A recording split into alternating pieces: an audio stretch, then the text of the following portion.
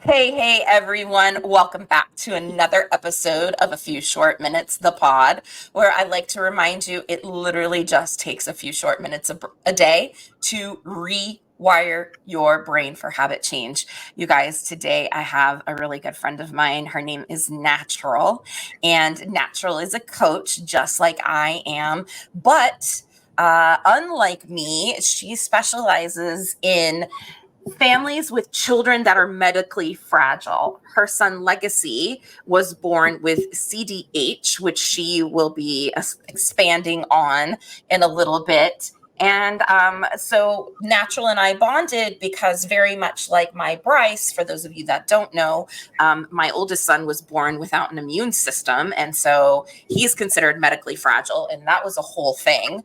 And so we bonded over some shared trauma, to say the least. And so I'm super happy to have Natural here. Natural, introduce yourself.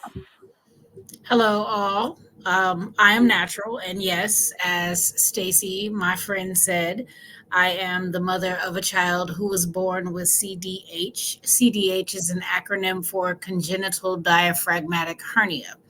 And basically, that means that there is an improper development of the diaphragm. So people think about the diaphragm, they think, it helps us cough, it helps us, sneeze, things like that. One thing that we really don't consider is that the diaphragm also separates the lower organs from the upper organs. And Legacy did not develop any diaphragm at all. And because of that, by the time he was diagnosed, his liver was all the way in his chest cavity. And by the time he was born, all of his lower organs were in his chest cavity. I would say, with the exception of his bowels. So, yeah. Um, we knew that it was going to be a long, hard road to toe. We found it out at 22 weeks when I went in for gender determination that he had the condition. And by the time he was born, they kept telling me he was going to be tiny. And I kept telling them, no, he's not.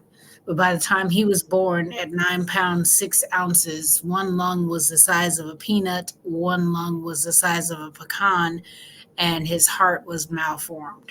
So, That's a ton right there. That's a ton right there. And finding out at 22 weeks, I can't even imagine. I didn't know.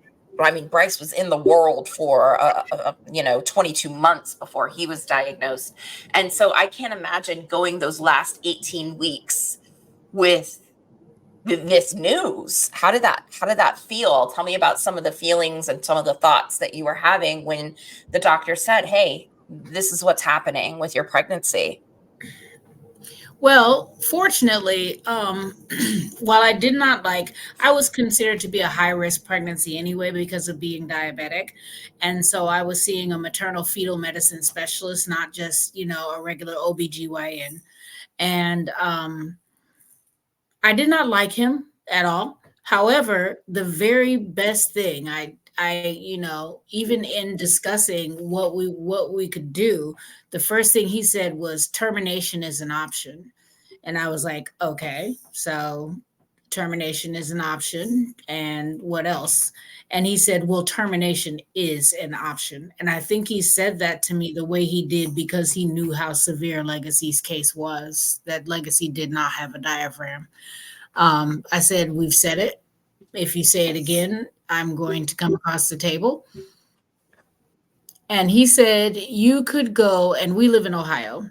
He said, you could go to Ann Arbor, you could go to Columbus, you could go to Cleveland. He said, but if I had a child diagnosed with this condition, I would hands down go to Cincinnati. And so we were linked very quickly with Cincinnati Children's Hospital Medical Center. And that was godsend number one, as it were. So we went down for our first visit with them and immediately became acclimated with how this process was going to be going. I didn't really have the opportunity to think about anything other than how this process was going to be going, which was inclusive of us relocating to Cincinnati, um, not knowing how long Legacy was going to be in the hospital. We were going to be staying at the Ronald McDonald House down there, another godsend. And as it turned out, he was in the hospital for 10 months. And at month 8 months, we relocated to Colorado. And the surgeon who was the mentor to our amazing surgeon in Cincinnati had become the lead surgeon at Colorado Children's. So it was a gift in that regard. So, yeah, going through it, it was just like we're fighting. And that's where Fighting for Legacy came from. So, um, Talk about fighting for legacy since you just brought that up. Go ahead. well, it started off with just a Facebook page. Um, Obviously, we did a little fundraiser and everything to make sure that small things could be taken care of and that, I had what I needed because the intention was that his father was going to be traveling back and forth from work here in Northwest Ohio. But Fighting for Legacy was what we were doing. And I made that decision without even discussing it, knowing that I was making the discussion. We could have had a discussion, and I made the decision that everybody was going to make. When we went down for that first visit at Cincinnati, um, one of the lead on the CDH team, we all stopped. We're stopping at the bathroom. His father and my mother was along for the ride, and so we all stopped to use the bathroom. And it just so happens that the lead of the CDH team, he comes walking past. He's on his BlackBerry, and he walks past us on his BlackBerry, and then he gets like 6 steps past us, and he stops and finishes, and then turns around and comes back and asks us, how do you feel about all of the information that we've just given you? What are you feeling? And I asked him, I said, what would you do if you found yourself under these circumstances? And his response was, I've been blessed to have healthy children, so I've never had to go through anything like this. But my parents had to make these sorts of decisions with regards to my sister. And I don't know how my life would have been if I had not had her around for those 33 years. And my response to him was, well, you're the one that's going to be doing surgery on our son. So we didn't Yeah, realize no that. big deal. Yeah, No big we didn't. deal. No pressure. We didn't realize at the time he wasn't going to be the one that would be doing the surgeries, but Yeah. the actual surgeon, he's in the top 3 in the nation, maybe number 1 at this point, um, for this condition. And so Cincinnati Children's is in the top 5 in the nation for caring for this condition. So we were in the right hands. We were in the right hands. Talk And about mentally where were you? I'm sure you were all over the map, right? Like you're pregnant, so that's wonderful. Now you find this out. That must have been scary and overwhelming. So how did you kind of move through all of just the pregnancy, let alone the birth and the surgeries? Like talk about the mental load that now had been placed at your feet with this information. what that mental load did was it caused me to create a connection to legacy that I may not have. Um, I come from a bloodline of people who have children but don't necessarily want them. And so, I was having a kid that had been resolved already. But this fight, this knowing that I was somebody that was going to kick ass at this fight, it it made me love him in a way that I may not have. It made me care for him in a way that I may not have. It was intense the way that I connected to him in utero. Yeah, I bet. I bet when you're just, I mean, even when normal pregnancies, so many things can go awry. So now that you have this information, I'm sure you were like, all right, little dude, it's you and we're gonna take on in this world and give you the best shot possible. Um, what did that do to you?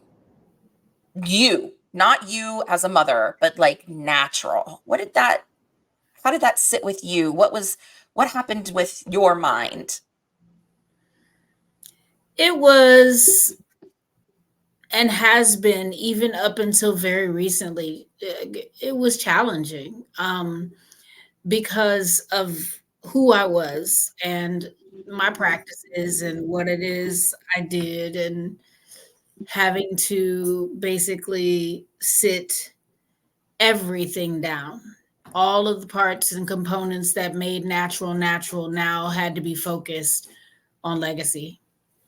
And so that was a trauma that I'm still working through. Yeah, So, and you and I have definitely had those conversations in private about losing ourself as a caretaker. Um, because it's necessity. It's absolutely necessity. If you're not there to do it, it doesn't get done. And it's a matter of life and death. It's not just, oh, I don't want to do the laundry or I don't want to go run the kids to baseball practice.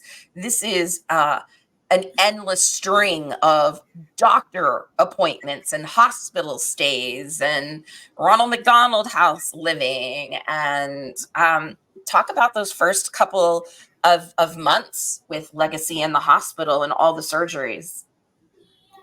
um, so to date, Legacy has had 26 surgeries. We know for a fact that he is going to have his 27th procedure this month. He is going to have probably future surgeries to do some corrective work on his body. That it does something to a baby's body when they lay on their back for ever, you know. And he did. He laid on his back and developed some physical things. Also, the way that the surgeries went, his very first surgery went, they had to redo said surgery. And because of that, he has a nice big belly bulge because the doctor initially used what is called a mesh pouch, where he kept his organs outside to let the diaphragm heal. And he developed bleeding, and he was on ECMO, which is a blood transfusion machine. And unfortunately, it constant blood thinners. So he developed a bleed, and the doctor made the decision. He's like, this boy is big. We are putting his organs inside of his body. And so once he did that, Legacy has a nice big belly bulge. We'll see how things go as time progresses. But yeah, I mean, it was for the first few months. It became life. It became life. And there's also that notion of as he's progressed, because it's important also to say out loud with words from my mouth that while I was blessed to have a son with a 10% chance of survival, and he's 11 years old with a very mild case of pulmonary hypertension. He is on the autism spectrum. He does have ADHD, And those are things that are almost considered to be expected under his circumstances. Highly medicalized children, and I think I made the word medicalized up, but I like it. Or highly medical fragile children, but Yeah. kids that start with a medical start often end up on the spectrum because of desocialization. I mean, Yeah. it was almost 3 months before we could hold him. I can't even imagine what that was like for you mentally, of not being able to hold your own son after fighting so hard for him to even keep him in utero alive, for as long as he needed to cook the way he cooked. Um, and so what I know to be true about all of the hospital stays with my son is it got really lonely for me. Even though I had a partner, I still was very lonely. Did you experience the same? At times I did, and interestingly enough, I would say Legacy was home. He came home in September, and his father and I were separated by November. And so that's one of those things that what I choose and desire to help people with regards to my program, because we weren't coping well, and yeah, because the focus was all on him. You stop focusing on any and everything else and find yourself in a situation where it's just too far gone. Even though he needed both of us, I became the primary pretty quickly after he got home. Yeah, absolutely. I think that most marriages of children that, undergo this huge medical transformation, I don't think most marriages make it because it is so stressful. And yeah, it's crazy. The whole thing is just wild. And what I also know to be true about our time spent in the hospital is that there isn't a lot of support for the parents. Like there just is, how are you today, mom? That was pretty much it for me. Did you experience something different at Cincinnati Children's? Was there a support group for CDH and for you? Oh, absolutely not.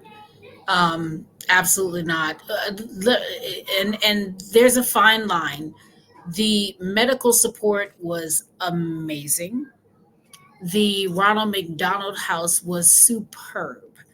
And between the two of them, and this is something that they agreed upon and told us, and not just us, but parents in general, that fraternizing with other parents was discouraged.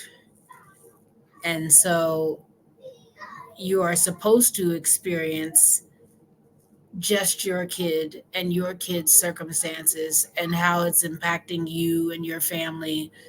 And there were no group sessions, there was no sitting down and saying, hey, let's talk about how things are going and how things are going with you and for you. So, no, absolutely not. There was nobody there to provide us with any coping skills. Even the process of um, him coming home, he came home to a hospital room, and we had 24/7 nursing. That was sometimes 24/7, but not always 24/7. And the progress through that, once we took his feeding tube out, the next day they were done. And so I went from having all this nursing support to literally it's just us. Yeah, yeah, and that's so super stressful because there's no transition. There's not a transition team, there's not a person, there's no pamphlet, there's literally nothing, nothing, when you have medically fragile children. And I don't know that, I don't know, like, I only know my circumstance, I know a little bit of yours. So I don't know if this is true for all parents that have medically, fragile children, whether it's oncology or endocrinology or hematology for whatever reason. But I know for me, and it sounds like your experience was the same, it was just a pat on the hand and like, see you later, bye, good luck. And there was nobody, there was nothing. And so not only was I trying to work full time and I was pregnant, now I've got this kid who needs all of this care. And where do I fall in any of that? And I was just, there was no Stacy. There was no And Stacy. the crazy thing about that is that when your child begins to matriculate and succeed and not need you in the capacity that they've needed you, it redefines you yet again. Yet again. Definitely. So Yeah. I'm not medical mommy anymore. And so now it's like an absolute necessity to establish what mom am I? And so I guess the way that I've decided to do that is to provide the support to families and potentially friends of those families that I didn't have. Yeah, you became the coach you needed, which is what I did too. So talk about your program, because I know you worked super hard on it. And so talk about what people get when they come and work with you. Well, the program as it stands is designed to make sure that people have support from myself as well as support from others because I will be doing both group and individual one-on-one coaching. So providing those families with the skills that were not handed to me, the ability to say I'm losing myself, the opportunity to say, how can we get those small components of you back? Because you have to be able to cope in order to make sure that your child heals. And unfortunately, in those circumstances, you have to be able to cope if your child does not heal, because we've experienced that with very close families as well. Yeah, I'm sure, like you said, Legacy had a 10% chance, and here he is at 11, um, you know, going to school and doing the whole thing. And I'm keenly aware of the parents that don't have an 11-year-old now as well. And it's the same for Bryce's condition with common variable immunodeficiency. Theoretically, chickenpox could kill my son. And I don't think people understand the depth of our fear in and knowing that information, especially after 4 years of a pandemonium where we were just literally holding our breath the first couple of years while it was so nasty. And we didn't leave the house. We didn't leave the house because of that, because of Bryce's Legacy, condition. legacy, I believe, it's interesting you bring that up because I believe that Legacy caught COVID. I believe that he had it. We didn't know it was COVID at that point in time. It was still, one person has some strange illness and has Mm, back to, so the day after my baby shower, which was March 1st, 2022, um, he laid it down and he stayed down for 11 days. And so I was extremely concerned, but I'm thinking it's the flu because we don't know. And when Legacy gets things like the flu or whatever, it has to be a very severe circumstance for me to take him to the hospital. One, because the hospital is the sickest place in the world. And two, because no matter what, because of his circumstances, past and present, they always keep him. And keeping him at the hospital is, for lack of a better word, it's just inconvenient. Being his mom means that I am, and this is something that we should be discussing with regards to our gross natural national production. I am a single mother to my son. I do not work outside of the home, but that means that I'm a maid. I am a chef. I do laundry. I clean. I also, because of the circumstances, have to be a nurse. Sometimes, on a lucky day, I have to be a pulmonologist. I have to be a cardiologist. I have to be, above and beyond what a lot of parents have to experience. And I take that fact of life, or those facts of life, and simply say, well, this is your opportunity to teach somebody else how to function through those things. So the families that I work with don't have to have children that are hospitalized. Um, they don't have to have children that are going through any crises. They are still capable of gaining something, learning to cope. Yeah, absolutely, absolutely. And I think that it's important to illustrate, I talk about the mental load of motherhood all the time on here. And this is an added level, an added layer of 100-pound gorilla on top of the mental load of motherhood that we all experience, of like, oh, doctor's appointments and the dog has to go to the vet and I need to pull out the refrigerator and sweep behind it. And like on top of it, you have to, I don't know about you, but like every time Bryce, like every cough, every sneeze, every throat clear, it's like I've got this extra now sense of like, uh-oh, what's going on? Are you okay? Let me take your temperature. And it's this neuroses that I never wanted. I never wanted this level of neuroticism about my kids' health, but here we are. And I'm worried, and I don't know about you, maybe you can speak to this for you, but I'm worried about the impact, the long-term impact that creates on his mindset and on how he views himself in the world and on the capabilities that he either thinks he doesn't have or, I've done for him for so long, it's actually detrimental because he didn't learn these things, right? And so now here he is 18 and I'm having to teach him these things. What do you feel about all of that?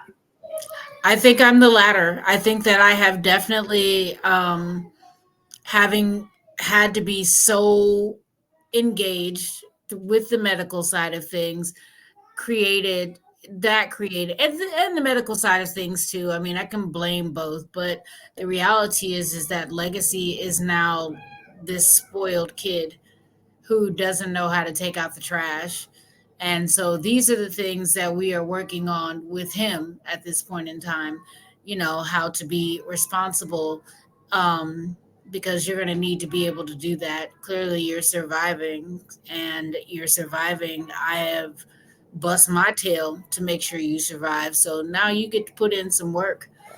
And so it'll be interesting because of Legacy's personality, and because of the way times have changed even during his life. For like sure, for like sure. with Go that ahead. with I said, like with that pandemic.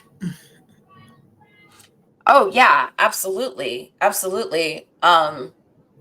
What's one thing that you wish you had known throughout that, those initial few years of nothing but struggle and holding your breath?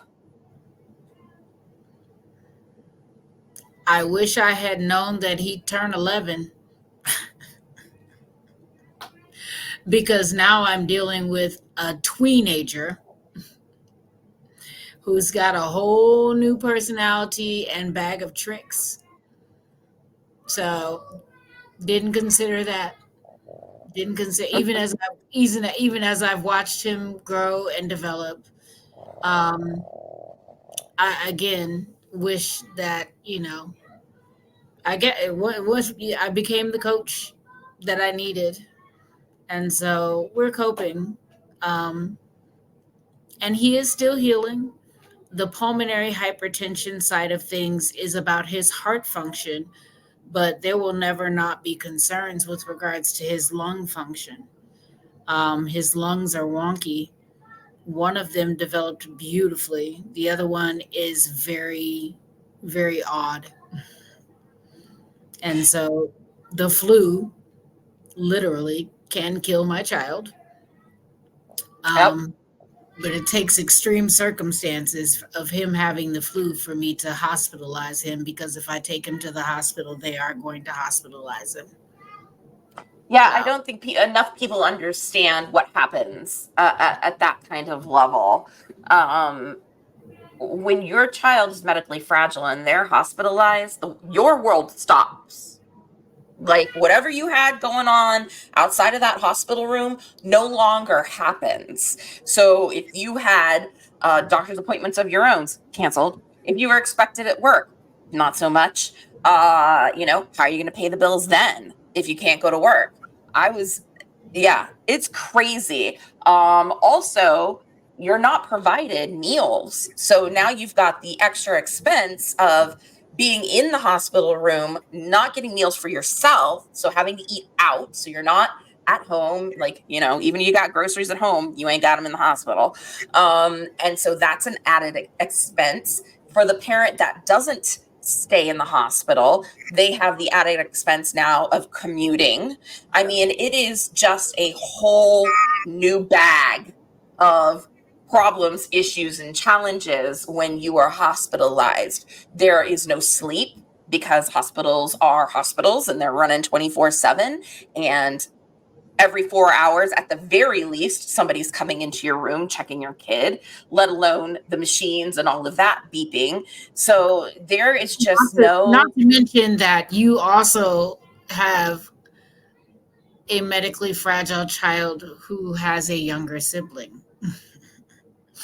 And yeah, so we've got that going on. And his legacy's younger sibling is only 3, and unwelcomed, 100% unwelcomed in the hospital environment when it's time to go there. She was born 13 days after the shutdown. One thing I will say about that is, because cold and flu season was a no go for us for the first several years of Legacy's life anyway, and that was a requirement just mentally for the self, but also doctors and the hospitals and whatever, whatever. Um, but with that being said, I think we were a little bit more prepared for the pandemic than your average family would be. It's like, all right, just a going long, back into our hidey hole, we know how to do this. Yeah, every long winter we spent at home. There were no movies. There were no trips. Definitely not on an airplane to go anywhere because that's just a walking germ factory. Yeah, there. I mean, I would take my kids to Chuck E. Cheese during the summer, and within 48 to 72 hours, Bryce would be sick, like with like clockwork. And so we have to make those decisions. We have to weigh out my child's childhood and his health. And a lot of decisions were made for his health, which I feel sadly robbed him of some childhood activities because he couldn't. We just had to be really careful about his health and where we took him, and people weren't allowed in our home if they had been even around people in 7 days that had been sick. Like, it is extreme what we had to do to in order to keep our children alive, and it is extreme the effect that it had on our mental health, and then as well as the younger siblings. My youngest child is 2 years behind his brother. So talk about a, a twist in childhood. Even the youngest child didn't have the full childhood experience because because if of he the got sick and he brought it home, we're done for. We're absolutely done for. And so even Garrett, had a stunted childhood because of his brother's condition. And I feel like there's nothing out there about that. It's not stunted. It's altered. It's an Thank you. altered Yes. reality. And imagine being the parent that doesn't want to take your kids to Chuck E. Cheese anyway. I'm like, yeah. Although Legacy did celebrate his 10th birthday at Chuck E. Cheese, we were able to do it. He didn't get sick.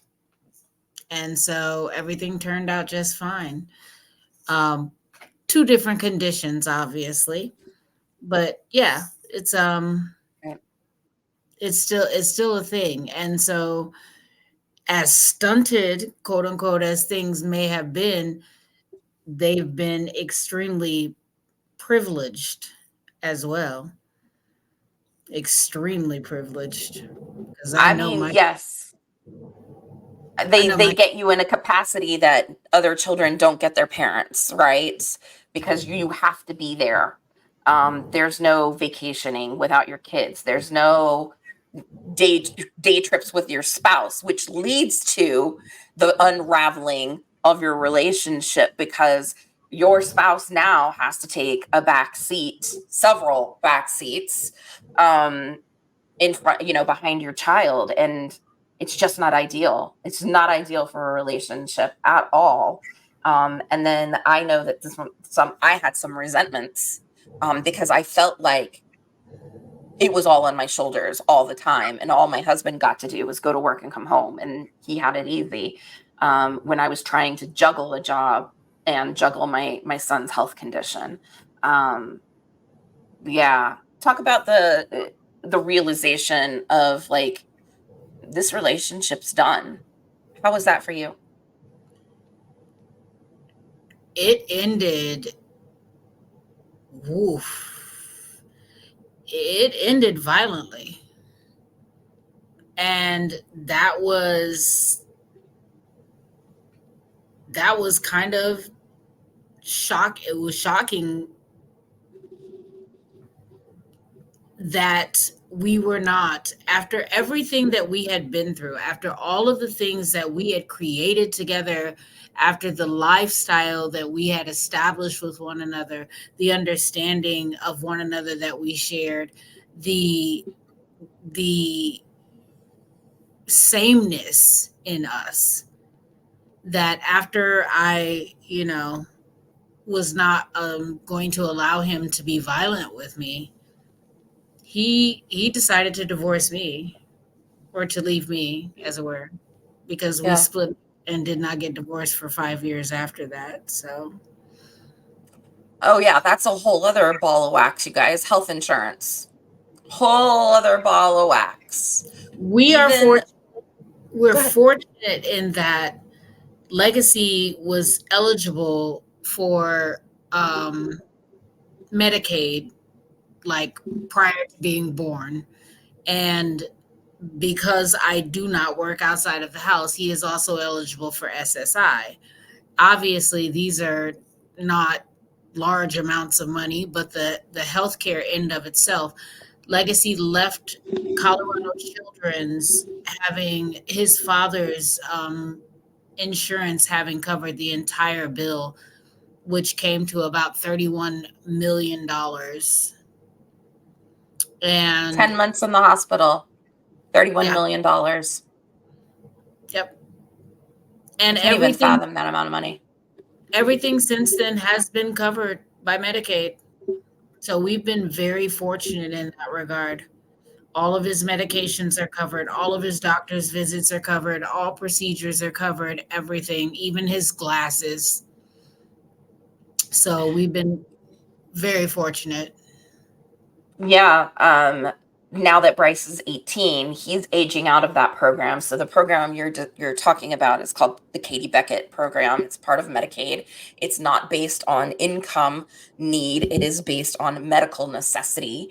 And I don't I'm imagining it's the same for you, but every 6 months I have his caseworker. She has to come here. She has to come in my house. She has to interview us both.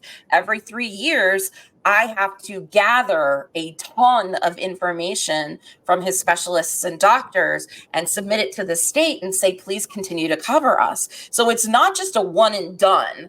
Um, it is every 6 months somebody's here, every 3 years you are busting your butt like a college application process. It's huge. And That's the so case. I'm go ahead. sorry. That's the case for Legacy's SSI. So Yeah. And we just so here's legacy in a few years, where we are now with Bryce. Bryce he'll turn 19 in May. So that means he ages out of Katie Beckett, and he is then on his own for some sort of medical insurance. And if we let any lapse happen, the next medical insurance company that he is with can deny him his life-saving medication for a year because now it's pre-existing. And the medication that he is on, speaking of $31 million, it's $30,000 every 4 weeks to keep my kid healthy. one of the 30,000. medications, yeah, one of the medications that Legacy takes, he gets 30 tablets monthly. We cut them in half. He gets one half in the morning, one half at night. And those pills cost $3,000 a piece. It's unreal. It is unreal. And so what my son is facing now is how does he adult? How does he adult in this world with this condition? So we're really, there's no not going with insurance, like not having insurance. Like a ton of us in our early 20s, right? When we worked jobs that didn't have insurance or whatever, like I served for a million years and I never was covered. He can't do that. He can't have the screw off job. And even if he has a screw off job, what does that look like for his immune system? How many people is he going to encounter a day that's going to tax his immune system? And when he gets sick, how understanding is his employer going to be? And these are all questions now that we are battling as he is 18 and graduated from high school. And so we submitted for SSI.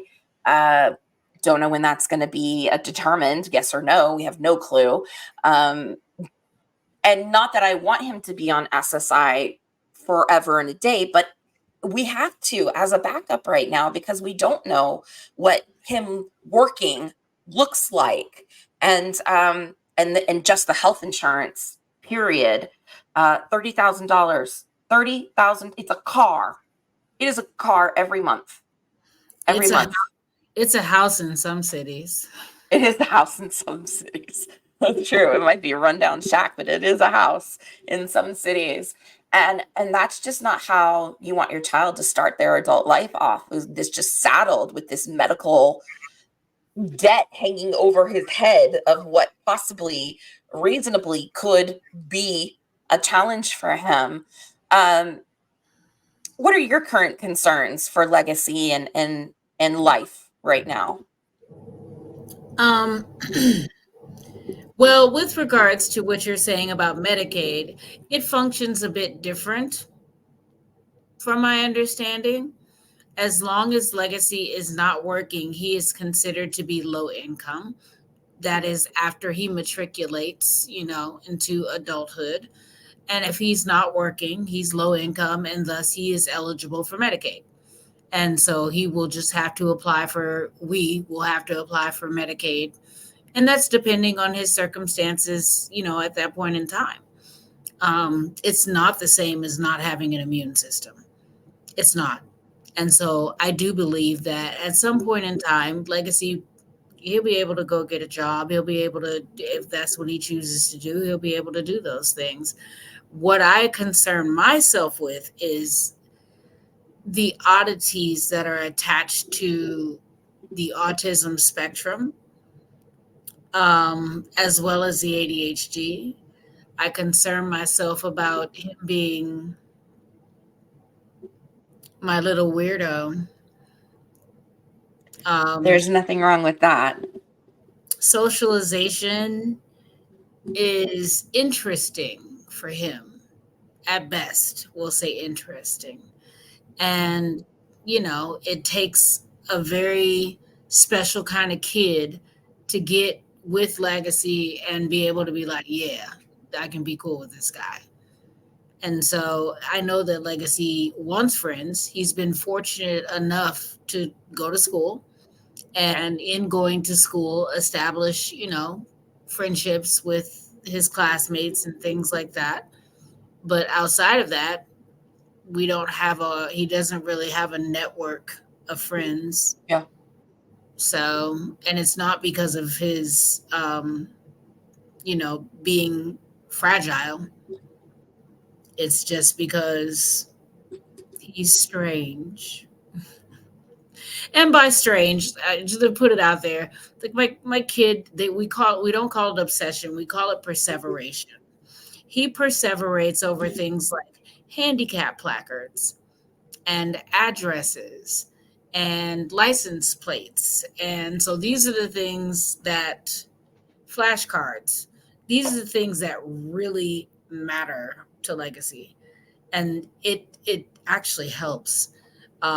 You get, we were dropping his sister off for a visit with her father, and I didn't know if I had pulled up alongside the right car because he had recently purchased a new car. And so I asked Legacy, I said, Legacy, what's his license plate number? I love it. I And love it. I get out of the car, I go to the back of the car, and sure enough, that's the license plate number. So he That's his superpower. it is. It is. He might orchestrate his own kidnapping, but he'll never get lost. He'll never get lost. And He then might be the mastermind, but he doesn't even realize he's masterminding it. He's just free with everybody. He's friendly I with everybody. He is talkative with everyone. He loves tattoos. If you have a visible tattoo, it can be a 2 hour long conversation for Legacy. Um, so these are the things that matter to him. And I am very recently coming into a space where it's like, okay, you know what? I can This breathe. is this is this is this is him. And I can sit around being irritated by the fact that, you know, he every time we leave the house, buy 408, buy 413, buy 4, or I can be like, if that kid ends up someplace that he's not supposed to be, or ends up separated at the store, whatever the case may be, he's gonna make it back to us. So, He's gonna find a policeman and he's gonna direct the policeman to take me home. That's exactly what's gonna happen. he'll walk up to um, a cashier and demand that they take him home. And then he's going to tell them, my mom's name is Marie Zanders, but I call her Trainers because that's what he calls me. He calls me Trainers. that is hilarious. He was calling me Trainers for like 3 weeks before I realized that he was talking to me. Where the heck did that little nickname come from? He says it's because I'm training him like a Pokemon master. Oh, well, okay. That's not a bad thing. That's not a Nope. bad thing. That's a label of reverence. So Especially since Pokemon is one of his things. Yeah. you're one of his things, which I think is beautiful, right? That's the thing we dream of is uh, Oh, yeah. being There's a lot worse names he could have chosen for me. 1000%. 1000%. Mumble under his breath as he walks out of the room. Yeah. Yeah, for sure. He's And I learned how and to I be. want you guys to understand that are watching, like, we prayed for this. I bargained. There were so many nights I spent bargaining. If you just let him live, if you just let him thrive, if you just let him just be okay, I'll give up whatever you want. Bargaining into the universe. And So we're not complaining about these oddities and these quirks and so on and so forth. It's just normal like mother talk, of like, oh, things. But there is no way in the world that I would trade my kid. I fought fucking hard to keep him here. I Really demanded. hard. I didn't even just bargain. I demanded. I demanded there was that it was going to happen. It was like the first time that we held him. He had gotten into this space where we would come in and they still had him in a warmer. He wasn't in a crib yet. They still had him in a warmer, and he would literally buck in that bed as hard as he possibly could to get to the side to get up against me. Mm, And we had a team meeting where everyone except his surgeon is of the opinion that, we've done all we can do. And I got asked the question, what do we do? What do you yeah, think? And I just went ahead and told them that it was time for us to hold them. It's time for us to hold him. That's what he's fighting for. And if nothing else is working, he babies that don't get touched, they die. They die. yeah, they do. They And don't so thrive. he's fighting for it, and we're going to give him what he's asking for, and I'm demanding it. And so because he was still intubated at the time. He didn't have his trach yet. And so they were just very concerned about him extubating. And I said, you see how he is bucking across that bed. He has a greater chance of extubating in that warmer than he does in my arms. Yeah. Just was that. And so we got what we wanted. And from there, most of our battles were not nearly as serious as the battles that we had been having prior to that. Mm, So that was a turning point for you. Just long. He had to have a lot of surgeries, He had to go through a Yeah. lot of stuff. So that Yeah, absolutely. Absolutely. And I think something that we don't talk about enough is us, the moms, the parents, being stuck in fight or flight because it is a consistent level of crisis management that happens when you have children like this. And even if you're not managing a crisis, if they've got surgeries, that means anesthesia, that knocking them out, recovery, like and every time they put Bryce out for one reason or another, I held my breath for the whole time he was in that OR. And then as he's coming out of the anesthesia, it is not pleasant. And you just hurt for your child. And so there's just this level of stress that I operated under for a million years. And now that it isn't as stressful, my body kind of doesn't know what to do with it now. You know what I mean? It just kind of goes, aren't we supposed to be in a crisis here? What's going on? And so now I just make shit up because I'm supposed to be running high anxiety. So my brain just goes, hey, we're supposed to be running high anxiety. Remember that? And it creates it. Is that your experience as well? yeah, definitely at this point in time. I'm maybe not so much with the creating because there are things being created for me as well. And you know. Yeah. So, but with that being said, gosh, I appreciate the fact that I don't have to stay on 1000. I appreciate it. Um, I appreciate the relationship that has developed between Legacy and I now that I have chosen to let go of some of that anxiety. Um, I like him.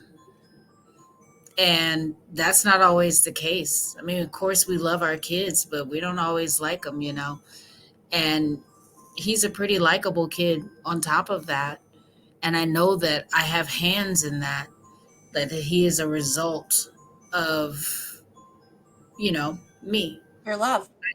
I did once ask his father after we split up, as he's doing what he, wants to do with his life and what he is choosing to do with his life. I asked him, I said, why is it that you don't have to be responsible for legacies, this and that? And why is it that you get to do this, that, and the third? And I told him, I said, I don't even want you to answer immediately. Take some time and think about it. And when we revisited the conversation, I would say it was probably 2 to 3 weeks later, and his first answer was, well, I've never really been the one to have to do it. And I told him, stop. The answer to the question is me, because of Yeah. me. I am the reason that you don't have to be a full time, 100% vested when it comes to legacy. And I And think that happens even with couples that haven't split up. I'm sure that was your experience prior. It was mine as well. It still fell on my shoulders, even though I had a partner. It still was me. but we had nurses at that point in time, and so it was a little bit different because there was the support of someone else to pick up the medical slack, and that allowed for me to do a lot more of the motherly slack without feeling as burdened. But Sure. the medical slack, I mean, it wasn't like he was done because we took his G button out. He still had surgeries to be had subsequent to that, and we weren't going to get nurses in the house again because of that. So yeah, Yeah. he's Yeah. Um, try so not to, once it, try not I go try ahead. not to be, I try not to be bitter. Not Yeah, yeah, I get that. I go in waves. I try to let it go. I try to let it go. But every now and then, there's a wave that comes because something's cropped up, and yet again, I'm the one. Even though Bryce is 18, it's still like, here I am. I was the one that always left work. I was the one that stayed in the hospital. I was the one that did the appointments. I'm the one that talks to the nurse that comes into our home. I'm the one that calls the insurance company and fights to get things covered. Like, it's me. And is my ex-husband capable? Yes, he is. Yes, he is. Why doesn't he engage? I don't know. I don't have a good answer for that, because but the the answer is me.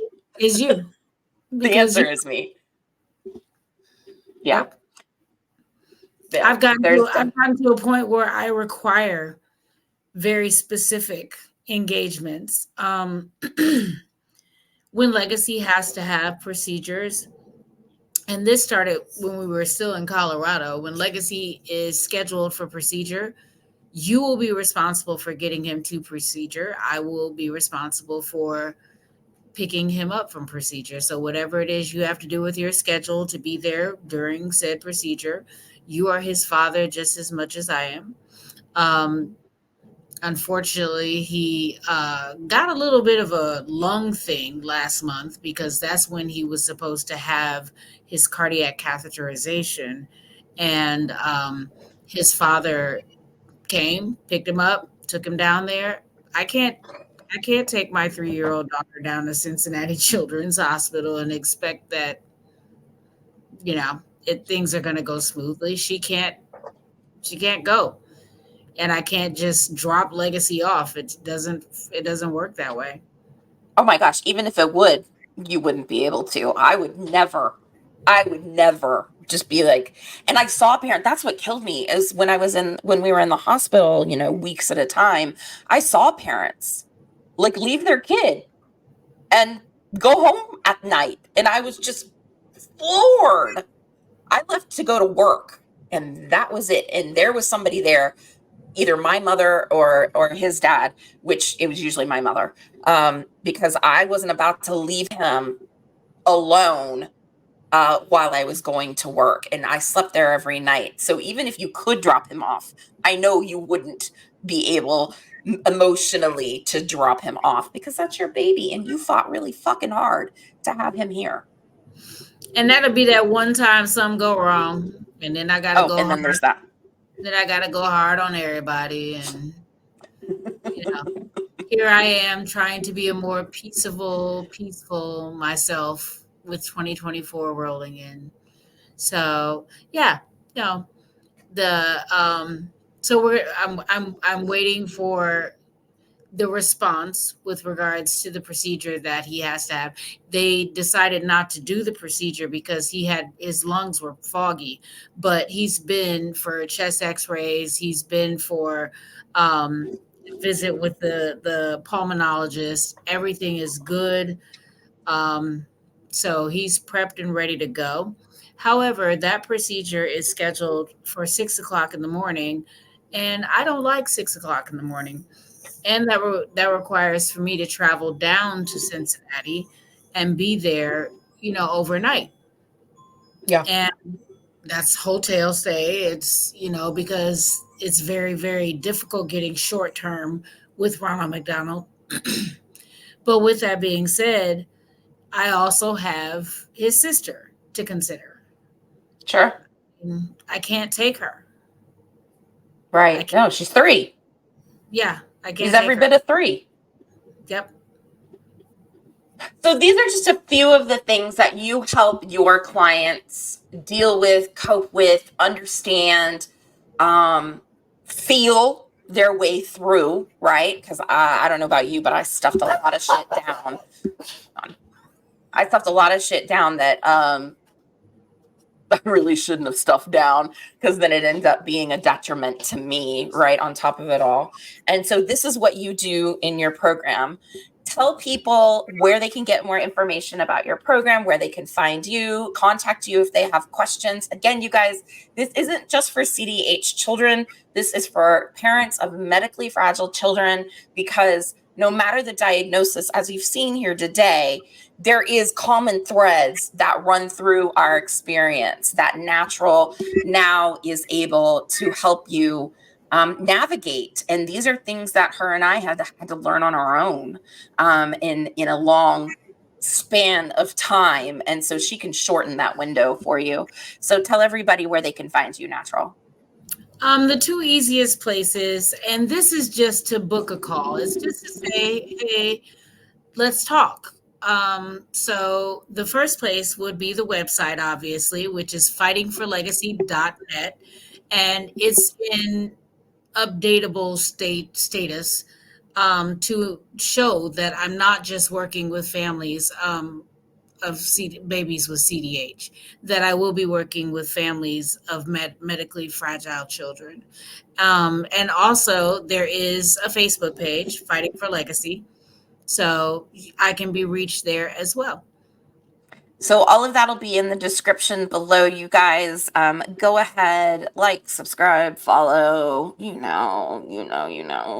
and go check out Natural. If you've got a child that has come through a long-term medical case, maybe it's oncology, maybe it's hematology, maybe it's diabetes. Natural, has diabetes herself, and has We also uh, have we also have very recently, as we also have the diagnosis of the mitochondrial disorder, and so that's a whole other story to talk about. And it's a life thing, because mitochondrial disease does not have a cure, no, it does and not.